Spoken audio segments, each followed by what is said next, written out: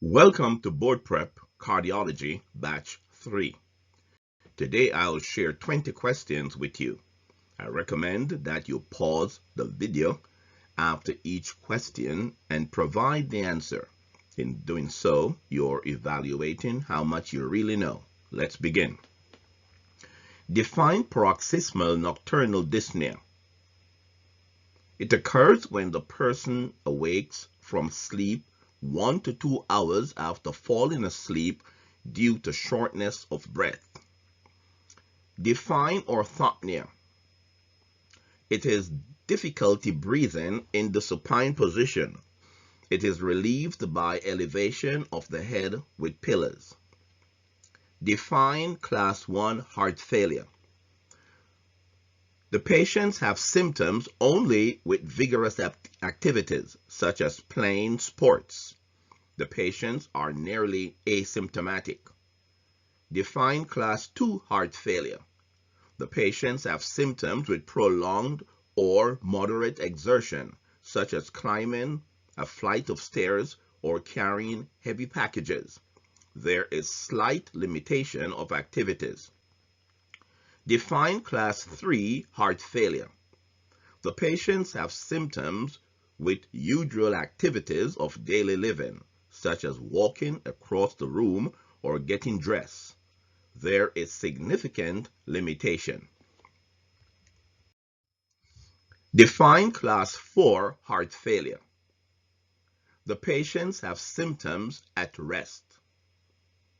In which cardiac condition is S3 frequently heard?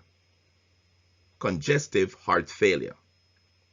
Name 3 conditions that result in bilateral hilar lymphadenopathy: sarcoidosis, lymphoma, and TB.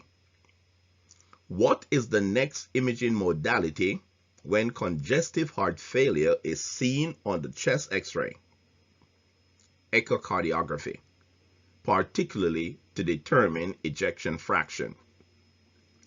Which diuretics is contraindicated in renal failure? Spironolactone. It is a potassium-sparing diuretic. Which diuretics has the most potent effect on the body? Loop diuretics. It acts at the loop of Henle. Where do thiazide diuretics have their effect in the kidneys? They have their greatest effect in the distal convoluted tubule, with lesser effect in the proximal tubules. What is the most common side effect of ACE inhibitors? Cough. How should a patient with chronic atrial fibrillation scheduled for electrical cardioversion be prepared? They should have 3 weeks of anticoagulation prior to the procedure and 4 weeks after the procedure. What is the most accurate test to determine thrombus formation in the left atrium? Transesophageal echocardiography. What is the therapeutic INR range? 2 to 3 times the normal. What is the first non-pharmacologic treatment of supraventricular tachycardia? Carotid massage. How should a patient with recurrent episodes of paroxysmal supraventricular tachycardia, medication failure, dizziness, and chest tightness be treated? Radiofrequency catheter ablation. On the ECG of a 70-year-old male, you noticed narrow complex tachycardia, short PR intervals, and a delta wave. How would you treat this patient? Procainamide.